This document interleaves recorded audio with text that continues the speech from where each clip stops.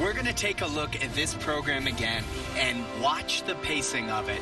The way it's choreographed is it doesn't look like she's resting, but if you watch, she's not moving a lot. She's using her arms, she's taking deep breaths, she's hitting these long lines, getting through the footwork, getting through a spin, and taking up the first half of that program so that the second half becomes a sprint when everything's worth more points.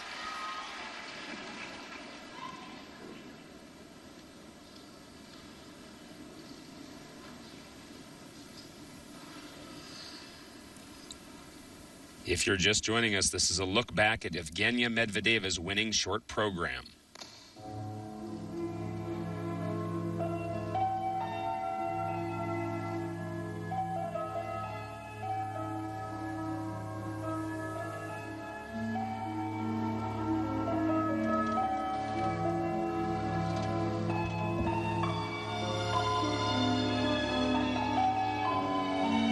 Such an important skill in our sport to be able to conserve energy without looking like you're conserving energy.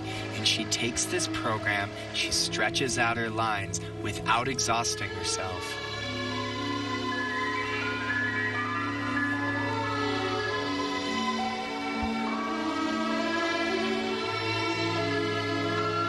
This idea of strategy, as you're saying, isn't necessarily new to the figure skating world. It's just doubly impressive because she makes it look so effortless. And that's definitely been a trend where people are starting to try to do harder elements later in the program.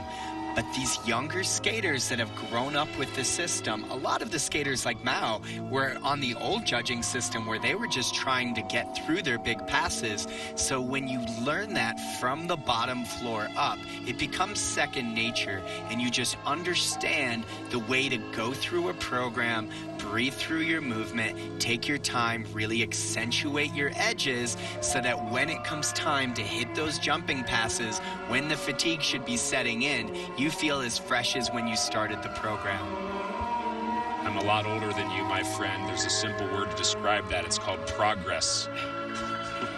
And the youth definitely gives you that endurance. And here's a look at that triple flip, triple toe.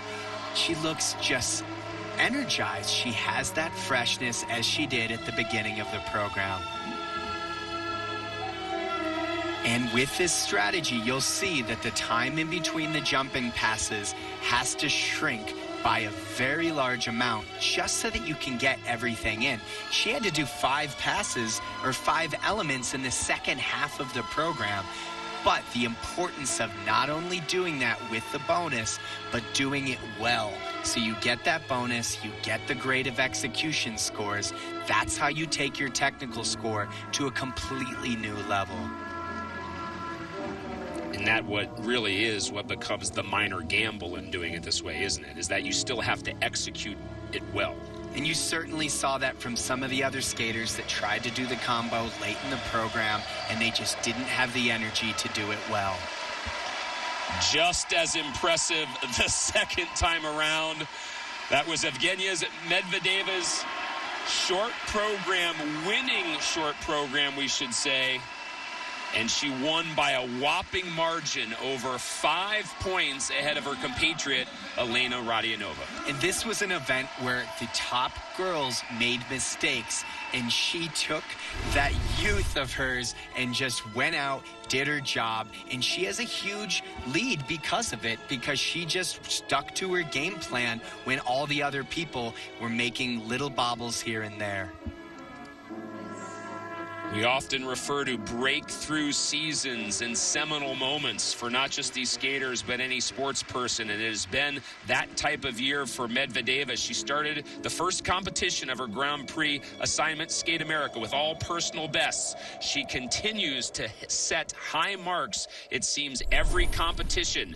And it continued here at the Grand Prix final. Medvedeva, your winner. The minor medals, well, they still will be fought over in the free skate. Radianova, Asada, and Miyahara, the closest to have a chance. The ladies delivered in the short program. For Ryan Bradley, I'm Craig Hummer.